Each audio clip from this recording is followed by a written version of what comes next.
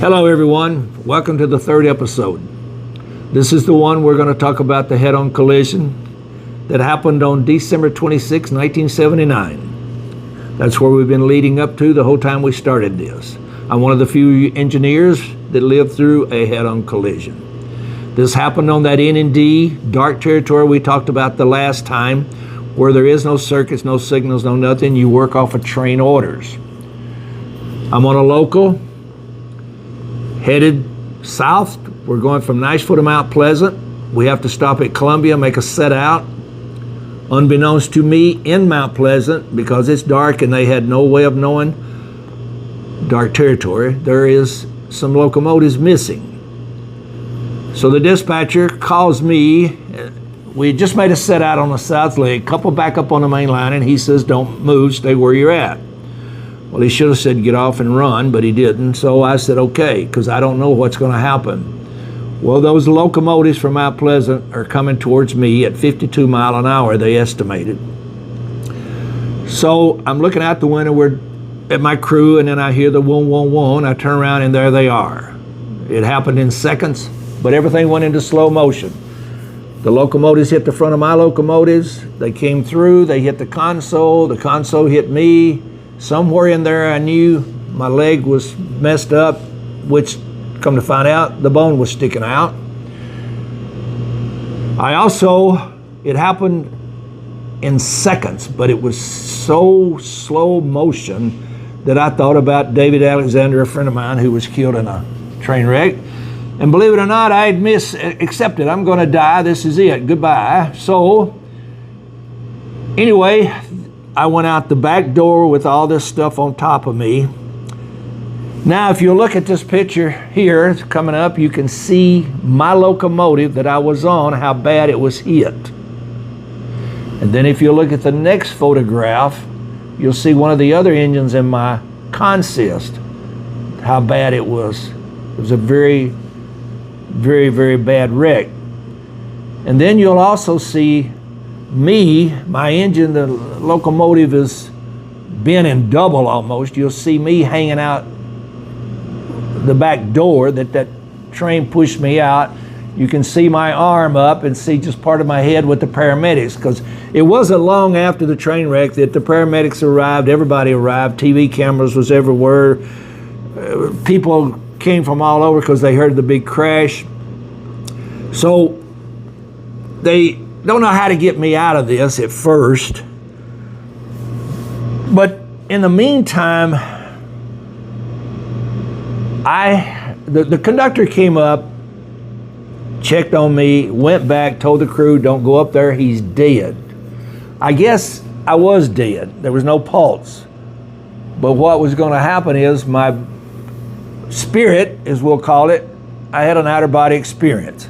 I went up and I'm up above looking around at everybody, but my body's in the train.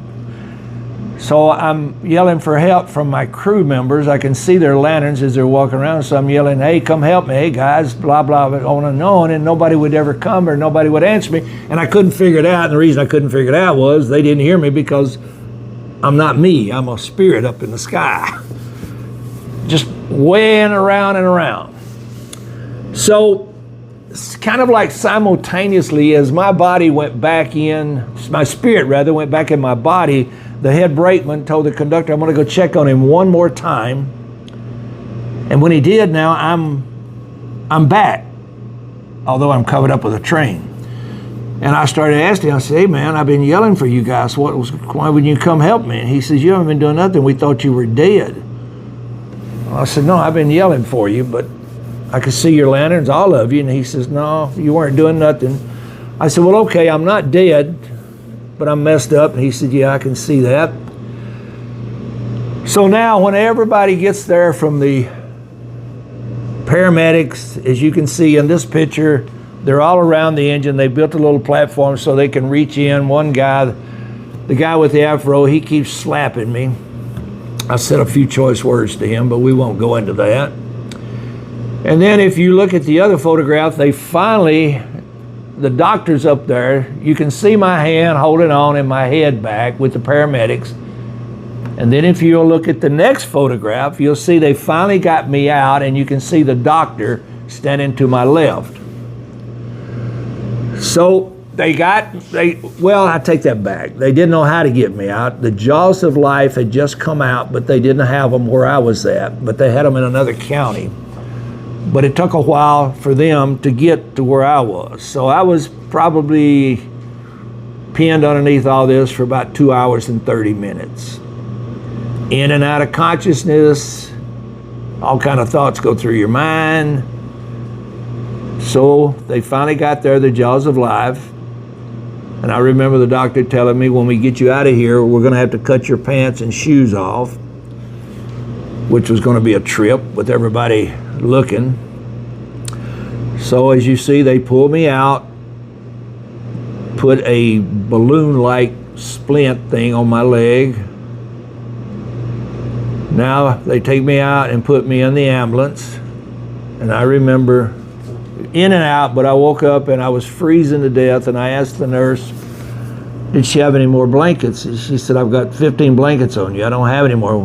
What was happening? My body temperature had dropped down to 86 degrees. So I'm about to go into that thermal thing. So anyway, we finally, I don't remember until we got to the hospital, and I woke up in the emergency room, and I happened to look up, and there was a woman I went to high school with in 1967. I hadn't seen her, and this was 1979. And I asked her what she was doing there, and she said that she heard my name, and so she came to see what was going on. She was a nurse there. That's what it was all about. So anyway,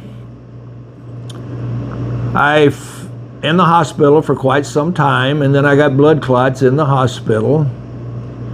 So I had to lay flat on my back for 2 weeks. They finally let me out. I had different casts. I had pins all up and down my legs, so I had different casts. Seemed like they changed the cast every week, but they didn't really. So then, finally, I get a cast from my toes to my crotch, and it's in a bent position. So the cast was is a very big inconvenience. I had to different cast on for nearly a year. Now, what caused this train wreck? Because the railroads are federal, the FBI investigated this. They called it a ghost train. But as I said in the last video, they have operators everywhere, clerks, operators. And they think the clerk operator at Mount Pleasant, where I was going, was riding his girlfriend in the engine. And when he got off, it was an old, what we call Jeep. And the independent brakes are very loosey. And he left it number 2 throttle, and the vibration, which they did vibrate terribly, caused the independent to work its way off, and then they took off. And it's more or less downhill from Mount Pleasant to Columbia, where I'm at. And he quit the railroad and left the country, from what I gathered from everybody. But the only thing that really probably saved my life was they hit me in a curve, so it was at an angle towards the fireman's side. If you look at the pictures, again, the picture here of the locomotive that I was on, you can see how it's more on the fireman's side. So I'm lucky to be alive. I went right back. Well, I take it back. I was off for a year. Then I made a few runs because I was gun shy, we'll call it. I hadn't been an engineer. I didn't mention that, but I hadn't been an engineer but about, let's see, I got promoted, I got promoted in December of 78, and this is December 79. So I'd only been an engineer for a year. So it's kind of traumatic.